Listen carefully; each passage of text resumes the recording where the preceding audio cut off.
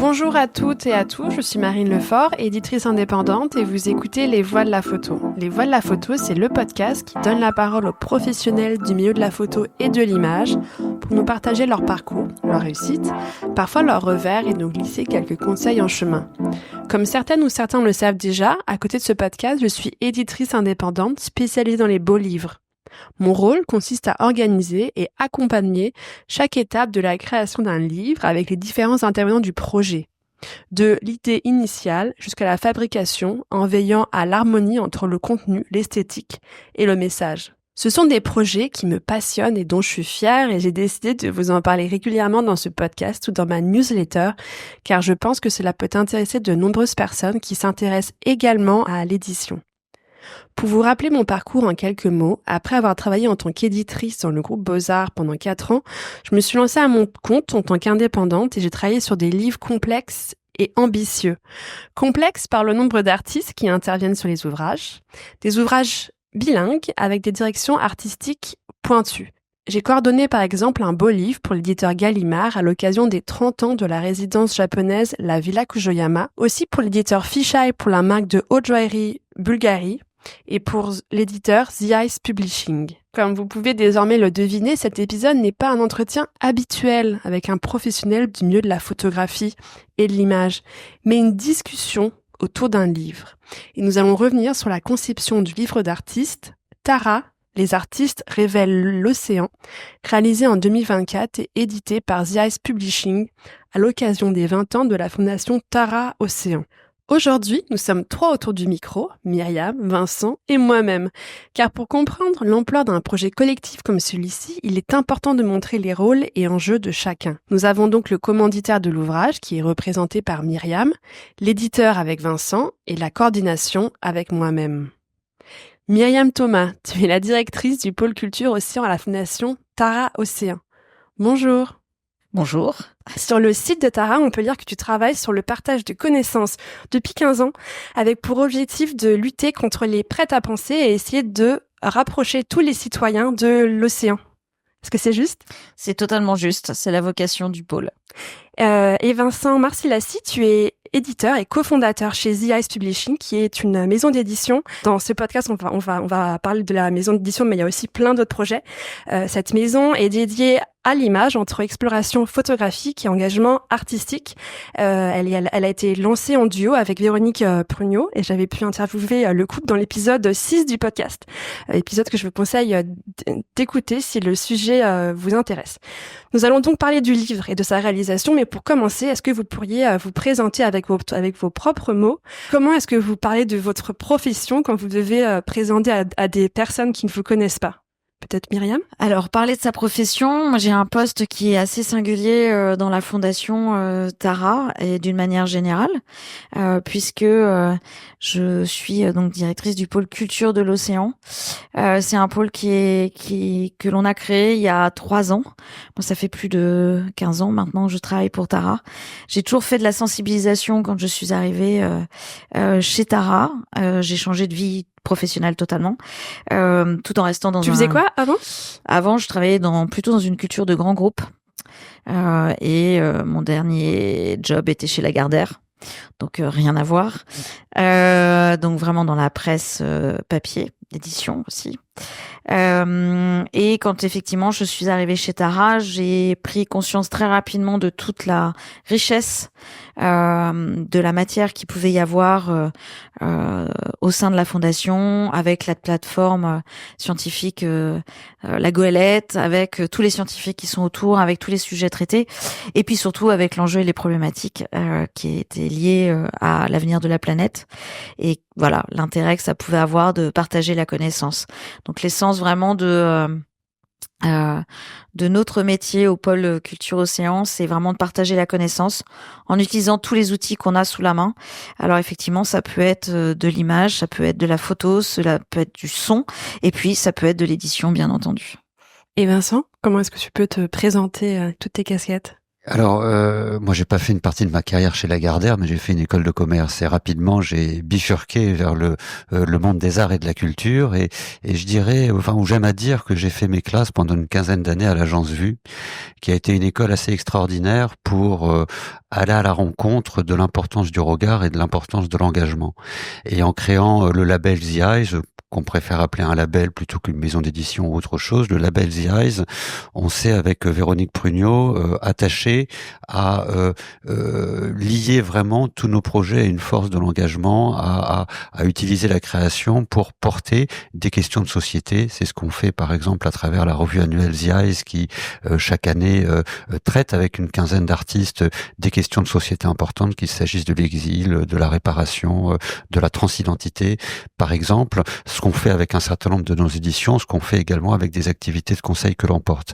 Et il se trouve que il y a 2 ans, nous avons développé un programme qu'on appelle Civis Maritimus, qui concerne qui s'intéresse par les arts visuels à accélérer une meilleure prise de conscience de l'importance de la citoyenneté de la mer. Et c'est par là que nous avons commencé à rencontrer la formidable aventure de la Fondation Tara. Oui, exactement. Quel a été le contexte du début de ce livre? Qu'est-ce qui a motivé ce projet? Alors, il était aussi dans le même temps d'une exposition. Est-ce qu'on peut parler du contexte et pourquoi se lancer dans ce chantier? Alors, se lancer dans ce chantier, c'était un rêve depuis un certain temps, au même titre que l'exposition que l'on a fait au même moment, donc au 104.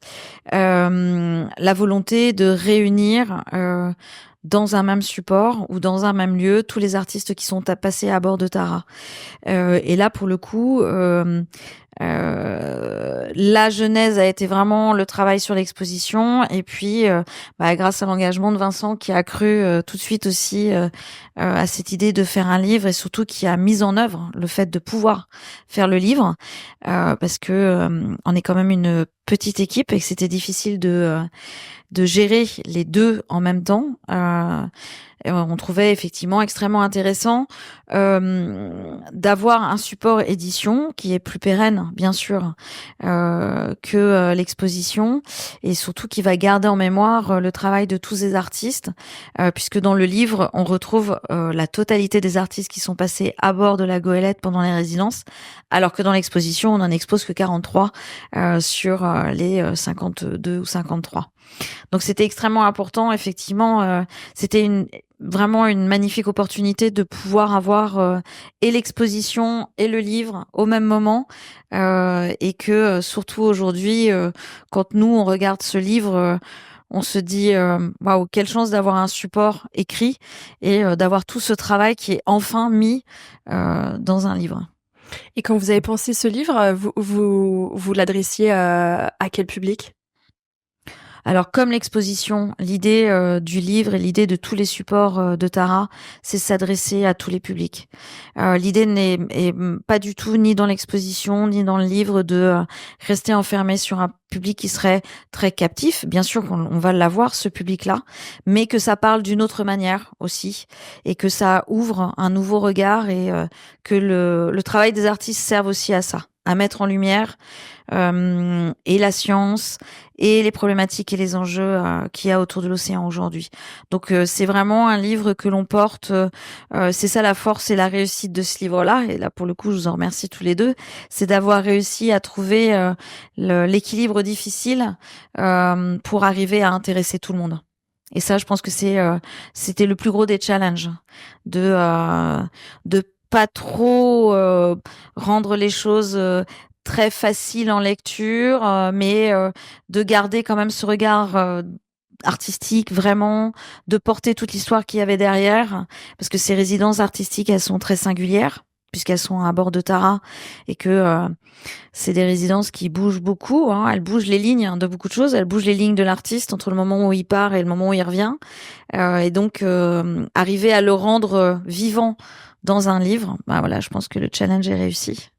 Et quand vous vous êtes mis d'accord tous les deux sur à peu près les grandes lignes, Vincent, quelles ont été les premières étapes? Bon, il y a eu plein d'étapes. C'est-à-dire que la première, c'est peut-être effectivement de réussir c'est pas très difficile, mais il faut le faire, à accorder deux cultures et deux univers différents.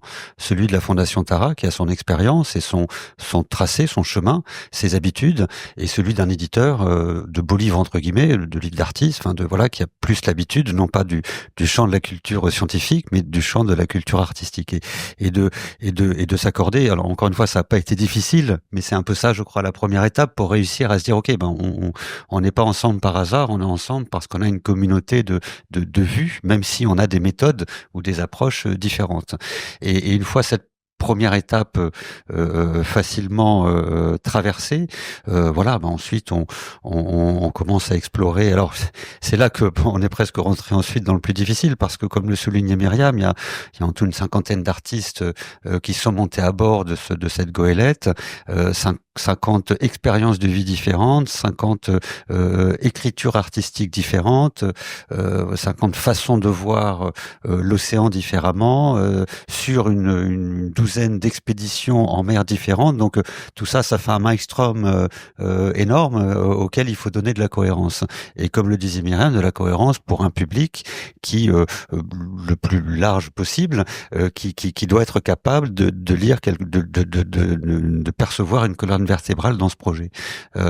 Donc ça passe par un éditeur, par une chargée d'édition, par une directrice artistique qui va ensuite donner le ton graphique de l'objet, par des textes aussi, on pourra revenir dessus, mais je trouve notamment que je prendrai peut-être juste deux exemples. Il y a des petits textes d'introduction dans chacune des parties par l'un des artistes écrivains qui a été à bord d'une des expéditions, qui est Wilfried Nsondé, et qui précisément pour moi donne tout à fait le ton de ce type d'aventure humaine et créative qu'est Tara et qu'on a voulu transmettre dans ce livre. C'est qu'on est on est sur la vie au sens pas simplement le vivant dans l'océan, mais sur la vie, sur notre vie, et qui transperce la mer, les marins, les artistes, les lecteurs, les observateurs. Et cet écrivain à qui on a confié ensemble l'écriture de ces introductions permet de faire passer ça. Et ça dit tout de ce livre. C'est des expériences humaines qui créent de l'art, de la recherche, du partage qu'on va transmettre dans ce livre. Et à peu près combien de personnes ont travaillé sur ce livre? Donc on a à peu près une 50aine d'artistes qui ont été qui on a eu des liens sur leur portfolio, dont on parlera un petit peu plus tard, mais aussi quels sont les autres métiers?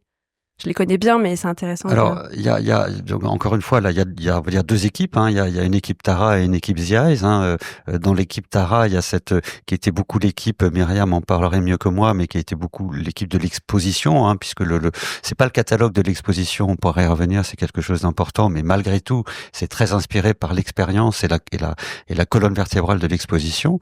Donc, chez Tara, plusieurs personnes sont intervenues dans la construction du livre, et de notre côté, c'est la fonction de la chargée d'édition qui accompagne l'ossature du livre et toutes ces étapes, et Dieu sait qu'elle pourra en témoigner. C'est quelque chose qui est un sacerdoce d'exigence assez important. C'est le design graphique à travers une directrice artistique qui a fait un travail formidable. C'est de la traduction, c'est de l'écriture, c'est de la réalisation de cartes aussi par un autre graphiste qui a permis d'uniformiser parce que malgré tout, il faut aussi que ces objets-là, qui sont entre guillemets d'abord des objets artistiques, soient capables aussi de faire le lien, le pont entre la première vocation de cette goélette, qui est de faire de la recherche scientifique, et entre guillemets anecdotiquement de faire venir à bord d'autres expériences humaines et créatives pour faire passer différemment ces messages. Mais ces messages sont d'abord des messages du regard sur le vivant, sur l'océan. Donc les cartes qui présentent ces expéditions, la présentation des expéditions elles-mêmes, donc engendre de la rédaction, de la conception graphique, et ensuite il y a toute la partie, je dirais, technique de fabrication. Avec, il y a la relecture aussi. Relecture, bien évidemment, voilà, sur l'aspect éditorial, traduction, relecture, et ensuite fabrication avec la photographie et l'impression. Et là, l'anecdote que j'aimerais rapidement souligner, c'est qu'on a eu la chance de pouvoir imprimer ce livre chez un formidable imprimeur qui est Grafiche Venezia, qui est à Venise. Et c'est vrai que, alors j'ai eu la chance de pouvoir aller au calage du livre à Venise et imprimer ce livre au cœur de la lagune, à cet endroit où précisément se jouent des enjeux importants par rapport à l'eau, où a été à au moins une voire plusieurs reprises Tara. C'était quelque chose d'important aussi. Alors, on va pas pouvoir revenir sur tous les aspects du livre et sur les rôles de tous les intervenants, mais je voulais qu'on puisse savoir quel est un peu le paysage de tous les acteurs. Il y a aussi eu beaucoup de discussions avec les artistes. Il y a eu des sujets aussi très administratifs comme gestion des droits d'auteur, mais il y a aussi beaucoup de discussions sur l'esthétique du livre. Et je voudrais souligner que c'est un travail collectif, donc ça a été vraiment tout le monde a participé sur cette partie-là.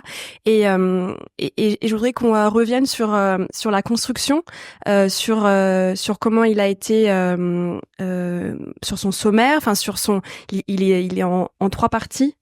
On l'a pensé avec une partie au début avec une introduction, une préface de José Manuel Gonçalves, une conversation avec Agnès Troublé, Étienne Bourgeois et Jean Loisy, une co-présentation des expositions. Le cœur du livre est vraiment les portfolios des artistes.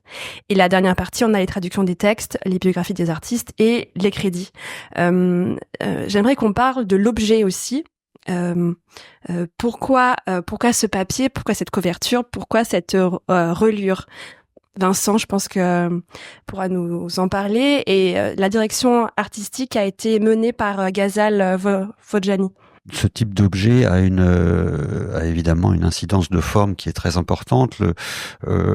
Encore une fois, la gageure était de réunir une 50aine d'artistes aux écritures très différentes, donc de réussir à trouver une forme qui les révèle tous dans leur qualité singulière et en même temps qui en fait une harmonie collective. Donc c'est très complexe dans tout projet collectif, c'est très complexe. Et je crois que par le choix d'un papier, d'une sobriété de couverture, mais qui en même temps dit beaucoup de la relation à l'océan, que par un choix de papier, il y a une couverture qui est, du coup, on peut juste la décrire. Alors une couverture qui a une image on va dire en transfert, qui est une image assez symbolique d'une grande vague réalisée par un des artistes en résidant sur la goélette, mais qui a une sobriété simplement d'image, de titre et cette teinte grise qui rappelle la coque de la goélette sur la couverture. Mais on est sur une forme d'aspect de matière assez sobre qui invite à aller découvrir une multitude de singularités à l'intérieur. Et ensuite, on a une reliure à la Suisse qui permet alors encore une fois d'être un peu. C'est une reliure apparente et qui permet d'ouvrir un livre de près de 400 pages de façon très très souple. C'est-à-dire que où chaque artiste peut avoir une vision sur autant de doubles pages très bien ouvertes à plat, comme on dit, pour apprécier l'étendue de son travail, contrairement à un livre en reliure traditionnelle qui va être d'une lecture un petit peu plus complexe. Donc ça, c'était vraiment une dimension importante. Ensuite, le papier permet 2 choses.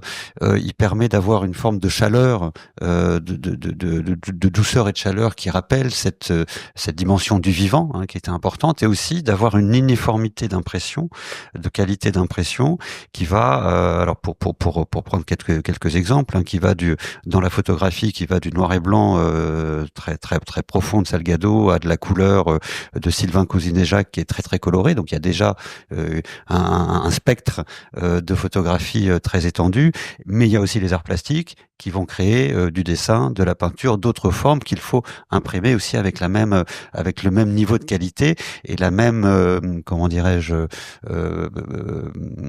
la même qualité d'impression pour chacun des photographes. Et j'ai vraiment été très très très surpris, en tout cas heureux de réussir à atteindre cette qualité d'impression. Je prendrai juste un exemple, celui de Nicolas Floch dans sa série La couleur de l'eau. Il y a deux expériences de Nicolas, mais celle qui était la plus complexe à imprimer, c'était la couleur de l'eau, parce que c'est par définition des couleurs qui sont extrêmement spécifiques. Et sur un livre collectif qui rassemble 50 types d'impressions différentes, c'était un challenge assez complexe. Et il a été assez subjugué par cette qualité d'impression. Je sais pas s'il écoute, s'il sera heureux de ce terme subjugué qui est peut-être un peu fort, mais je crois qu'il était très surpris, en tout cas satisfait de cette qualité d'impression dans ce contexte-là. Et pour nous, en tant qu'éditeurs, c'est très satisfaisant de pouvoir transmettre cette qualité de représentation des travaux des artistes. Et juste pour que les personnes aussi puissent s'imaginer le livre, les premières pages, les dernières pages ont été imprimées sur du papier bleu pour faire ressortir aussi le portfolio. Et on avait eu une discussion sur le noir et c'était intéressant parce que Myriam, tu nous disais que pour des raisons écologiques, il y avait des aplats de couleurs qui étaient à bannir. Totalement à bannir. C'est pour nous aussi extrêmement important et c'est aussi l'équilibre qui a été trouvé dans le livre. C'est d'être en accord avec ce que l'on porte. Bien entendu, c'est vrai que naturellement, tout ce qui est effectivement à plat foncé, les encres sont comment dire, plus polluantes, ou enfin voilà, on utilise de moins en moins effectivement ces aplats de couleurs. Et d'une manière générale, c'était important effectivement pour nous que le livre soit en accord avec ce que porte la fondation d'une manière générale. C'est pas tout le temps possible. On peut pas toujours en fait être parfaitement droit, voilà, dans notre ligne qu'on aimerait pouvoir suivre. Malheureusement, la technologie a beau avoir évolué, c'est pas toujours possible, mais en tout cas, on essaye que les objets qu'on crée soient en adéquation. Et pour ceux qui ont pu avoir le livre en main, ils auront aussi pu voir qu'il y a que le fil de la reliure est orange. Alors, c'est un rappel tout simplement de la couleur de Tara. La couleur de Tara est la couleur orange qui a été prise depuis que Tara a été rachetée en 2003 par Agnès Troublé et Étienne. Tout simplement parce que le bateau était fait pour aller en Arctique en l'occurrence, se faire bloquer dans la glace, et que le orange est la couleur de l'urgence et la couleur aussi de qu'on peut voir le mieux sur la glace. Donc c'est pour ça que ce orange qui est très flash a été utilisé sur les mâts Tara et sur le nez de Tara. Donc c'était à la base en fait la couleur a été déterminée dans un cadre bien précis en cas d'urgence de pouvoir voir le bateau sur la glace. Quel a été le principal défi de ce livre? Alors vraiment de vos points de vue personnels, peut-être que Myriam, tu veux enchaîner? Alors le défi du livre, il est comme le défi de la réalisation d'exposition. Le défi, c'est le collectif, parce que c'est toujours difficile de mettre dans un cadre collectif des artistes qui ont, quand ils créent, une envie de représentation, de monstration très unique, dans des lieux qu'ils ont très choisis, ou dans effectivement un ouvrage qui leur est entièrement dédié. C'est un univers, l'univers d'un artiste, c'est un univers à lui tout seul. Donc le collectif est toujours très compliqué à traiter. Parce que il faut quelque part pour traiter le propos artistique en mode collectif, il faut un peu le lisser. En fait, il faut que tout le monde arrive à s'y sentir bien. Et donc le défi du livre, c'était aussi ça, c'est que tout le monde se sente bien dans le choix que vous nous avez proposé, que les artistes s'y retrouvent, et surtout que tout le monde en soit fier d'avoir ce livre entre les mains, comme nous on peut l'être aujourd'hui, et d'avoir envie de le montrer, de l'ouvrir, qu'ils vivent vraiment. Et je pense que c'était ça le défi, c'était vraiment le collectif. Et puis c'était aussi le choix, l'ordre dans lequel on allait proposer les artistes. Ça, c'était quelque chose d'extrêmement important parce qu'on s'est longtemps posé la question de savoir est-ce qu'on les met par champ d'application, est-ce qu'on les met par expédition, est-ce qu'on raconte l'histoire d'une manière chronologique, est-ce que et tout ça a été très réducteur et donc je pense que le choix qui a été fait est bien aussi pour les artistes parce que c'était par thématique. Voilà, c'était par thématique. On a donc des grands chapitres qui sont le paysage, le vivant, le sensible et les pollutions, et le côté carnet de voyage, bien sûr, qui lie toute cette histoire. Mais ça permet de raconter encore un autre récit.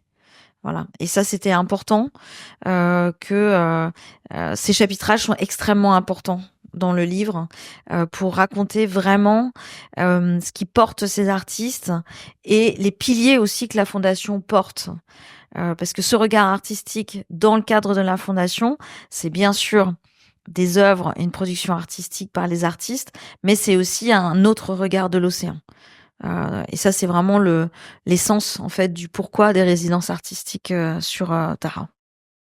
Et Vincent, t'en as peut-être un petit peu parlé. Oui, mais alors je voudrais rebondir sur une chose qu'a très bien évoqué Myriam, sur l'aspect du collectif, mais en même temps peut-être un tout petit peu en contradiction, c'est-à-dire que finalement c'était complexe, mais pas si difficile, parce qu'on a vraiment le sentiment d'une famille.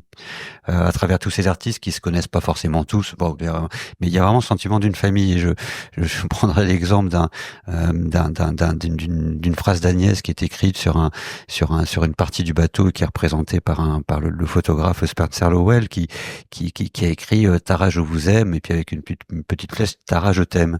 Et c'est vrai qu'on a vraiment ce sentiment quand on traverse le livre, mais même au-delà du livre, quand on traverse les travaux de ces artistes, il y a fortiori encore avec les textes aussi de Wilfried Nsonde qui a dans sa partie plus résidence, voilà, de ce sentiment d'appartenance, c'est-à-dire de ce voilà qui et donc finalement, alors oui, c'est complexe. Et puis c'est facilité par ce sentiment-là, par cette adhésion, comme ça, cet esprit de famille, de communauté qu'on a. Et ensuite, une difficulté qu'on a rencontrée, mais qu'on a très bien tous relevé, c'est le timing, quand même. Bon, faut se soulager et le dire, quand même. Non, c'est sûr. Voilà, on a fait un livre en 3 mois, comme vous avez fait une exposition en 3-4 mois. Et voilà, non, ça c'était alors, on souhaiterait, si on refait quelque chose ensemble, il faudrait qu'on ait un peu plus de temps. Ça serait bien. Mais voilà, non, c'est vrai que alors, quand on arrive, alors, on doute jamais qu'on va y arriver, mais on est encore plus content quand on a fini et qu'on a, voilà.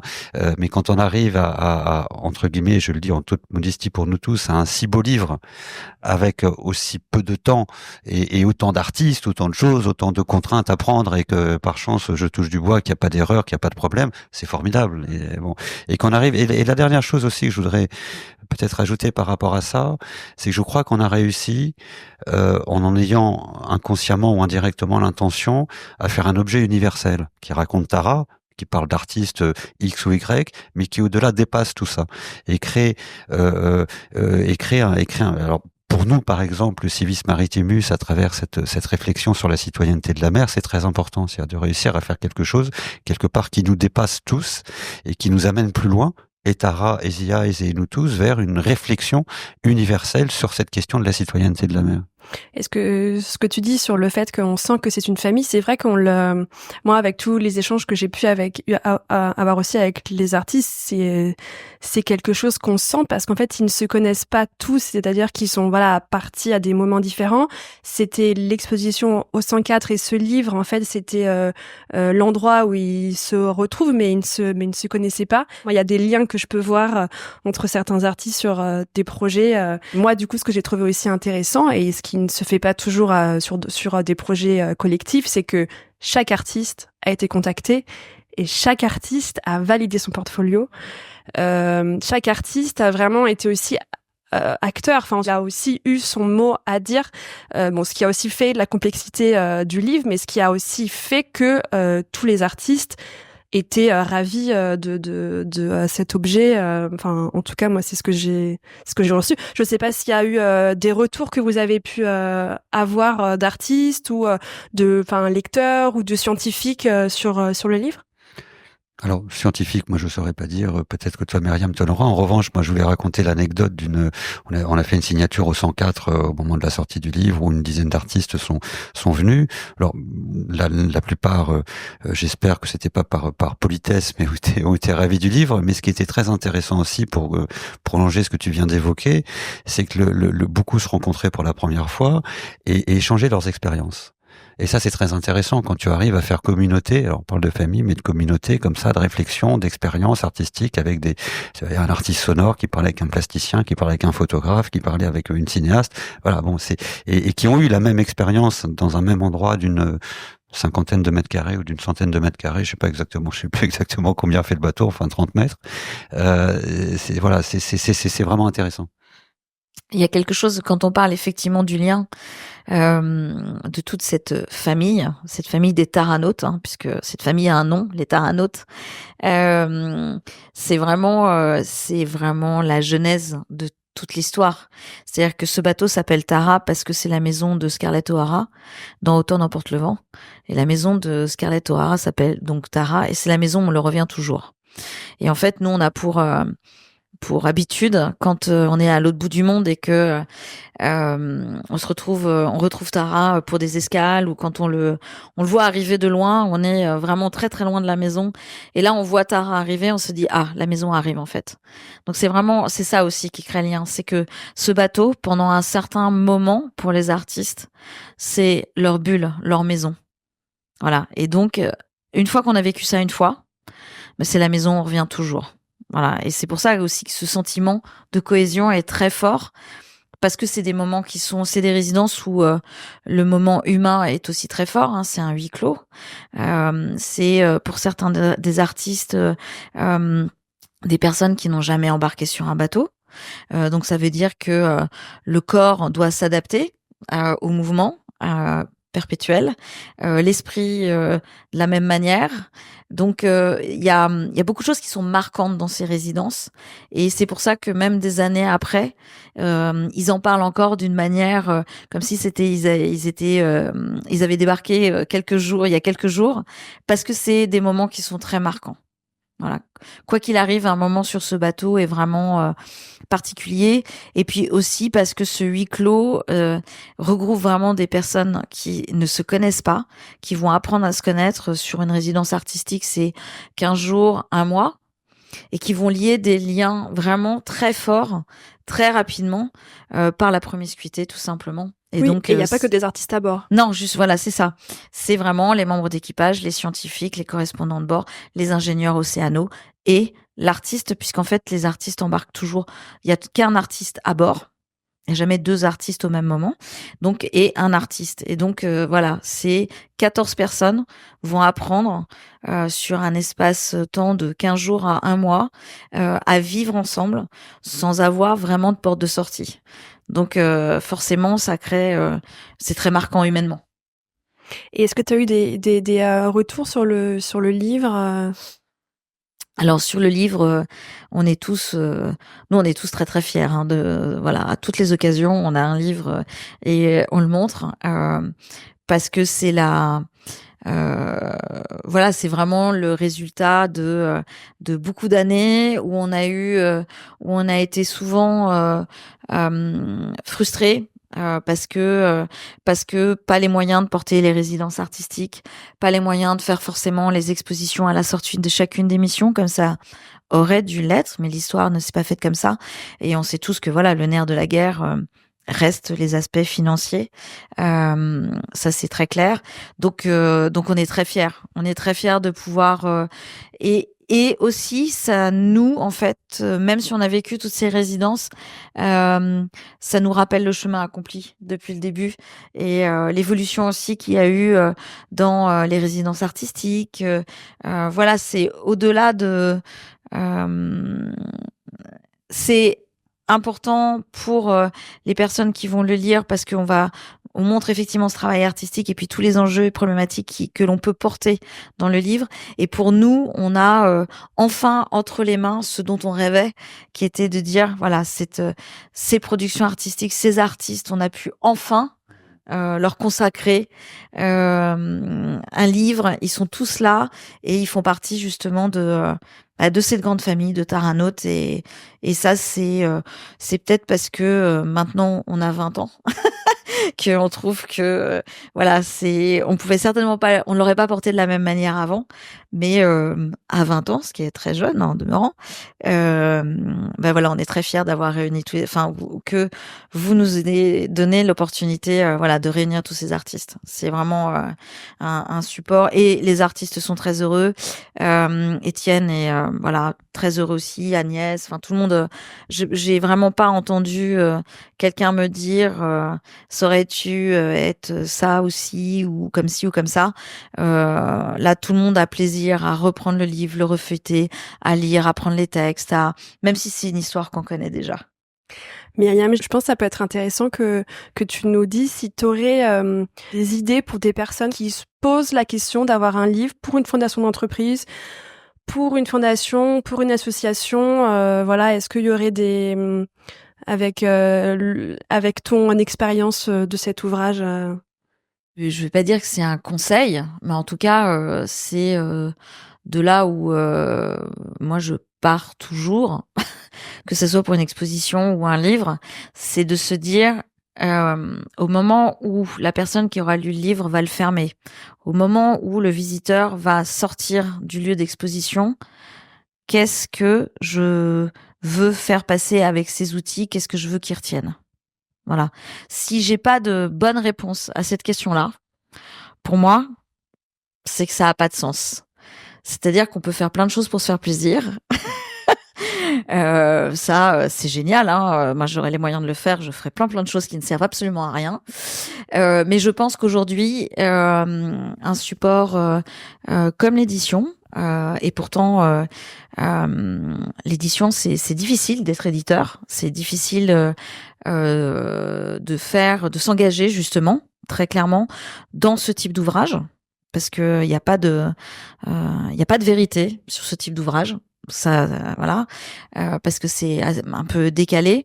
Et donc, moi, je pars toujours de l'idée de me dire, ok, si je me lance dans l'idée d'emmener d'autres personnes sur un support comme là, par exemple, le livre, je vais être sûre qu'au moment où on ferme le livre, je vais être sûre que les gens aient, voilà, quelque chose de nouveau en tête, un questionnement, une réflexion, d'aller plus loin, d'aller chercher, d'avoir compris quelque chose, de s'être fait plaisir en ayant vu tous ces regards d'artistes, d'avoir compris peut-être que l'art aussi, c'est pas forcément quelque chose qui est destiné qu'à un public qui a fait histoire de l'art, qui est extrêmement captif. Et je trouve que là, pour le coup, l'objectif est rempli parce que on a ce support-là et donc j'ai pas vraiment de Non, mais c'était ça. Voilà, j'ai pas vraiment mais c'est vraiment de savoir ce à quoi ça sert. Voilà, dans le message qu'on veut porter. Peut-être que j'ajouterais une chose par rapport en revenant à ce que tu disais au tout début, notamment par rapport à notre collaboration, c'est la confiance dans le collectif. Dans le collectif que représente, c'est précisément la collaboration. C'est-à-dire que là, ça a été un livre entre la Fondation Tara et un éditeur. Chacun arrive avec sa compétence, avec son expertise, avec son regard. Et souvent, c'est vrai, quand on est dans des projets commandités, le commanditaire va pas laisser assez de place au regard de l'autre. Et ça, là, on parle c'est presque universel, ce qu'on dit là, mais c'est toujours l'autre et n'est pas qu'un éditeur ou que sais-je ou autre chose. C'est aussi un regard et c'est aussi quelqu'un qui va ou une équipe qui va apporter un regard différent sur ce que tu fais et sur le message que tu peux faire passer en corrélation avec ce que tu as envie de dire en sortant d'une exposition ou en fermant un livre. Et ça, cette collaboration, cet échange, ce dialogue, je pense que c'est la plus grande richesse de ce type de collaboration entre une fondation, une association, une entreprise et un éditeur ou un acteur pour une exposition. Et ma dernière question, c'est quels sont vos projets en cours, vos projets à venir en version courte? Parce que je sais qu'il y a beaucoup de choses pour 2025 pour vous deux. En version courte, toujours dans l'idée de partager au plus grand nombre. On va essayer d'aller porter la voix de l'océan à l'exposition universelle. Enfin, on va pas essayer, à Osaka. Puisque à Osaka, voilà, on a choisi, on a pris le parti de faire parler de l'océan à travers le travail d'un artiste, Jean Julien en l'occurrence, pour réaliser un espace de 200 mètres carrés dans le pavillon France pendant Osaka, pour essayer de montrer. C'est un gros challenge de se dire que l'océan est unique et pourtant on a une culture de l'océan selon où on se place dans le monde qui n'est pas la même. Et donc quand on parle de protection de l'océan, quand on parle de protection du vivant, eh bien on ne peut pas l'écrire ou faire le même récit pour tous. Malheureusement, ça ne peut pas marcher comme ça parce que là, on va se retrouver à Osaka. Les mythes et traditions autour de la culture de l'océan vue du Japon ne sont pas les mêmes. Et justement, d'avoir pris le parti, mais vraiment très éloigné des autres, de ne pas rentrer dans de la high-tech, mais plutôt d'utiliser le regard et l'écriture d'un artiste en s'adossant sur ce qui a fait la culture de l'océan au Japon et en essayant d'en ressortir une idée universelle en disant aujourd'hui où on se pose, peu importe, il faut protéger ce vivant et il faut regarder l'océan d'une autre manière. Donc ça va être notre premier gros challenge.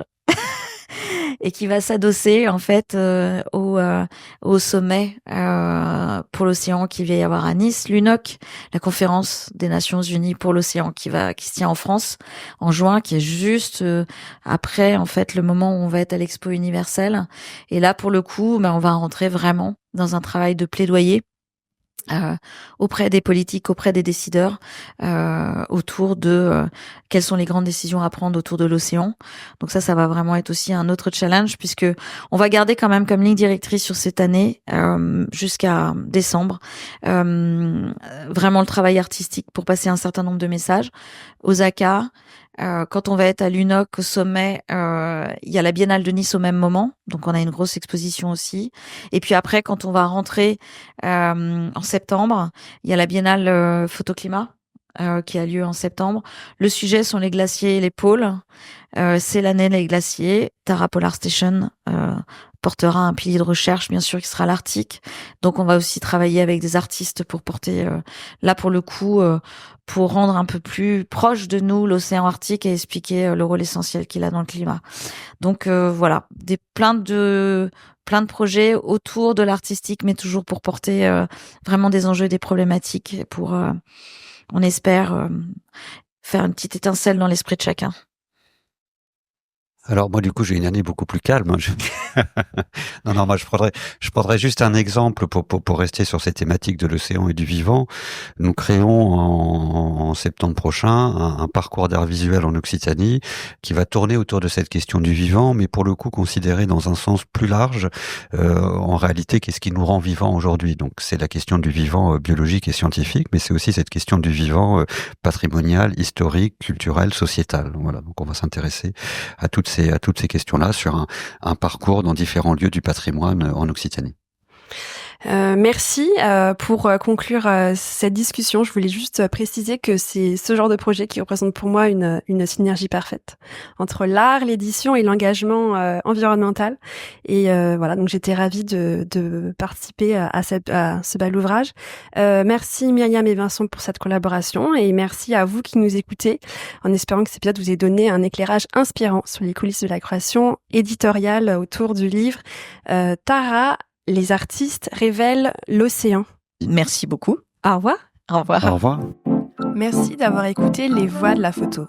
En note de cet épisode, vous pouvez retrouver un lien d'inscription pour recevoir la newsletter des Voix de la photo. Tous les 15 jours, vous recevrez le résumé du dernier épisode, des contenus exclusifs, des recommandations de lecture ou d'expositions de conférences, et même parfois des cadeaux. Pour m'aider à faire connaître le podcast à plus de monde, je vous invite à laisser un commentaire et 5 étoiles sur Apple Podcasts et Spotify. Si vous voulez me faire part de vos remarques, m'indiquer des personnes que vous souhaitez entendre ou en savoir plus, vous pouvez me suivre sur mes réseaux sociaux, sur Instagram, LinkedIn et Facebook. Aussi, je suis chargée de projets éditoriaux et si vous souhaitez que l'on travaille ensemble sur des projets d'édition, je serai ravie de continuer la discussion. Vous savez où me trouver. À très bientôt.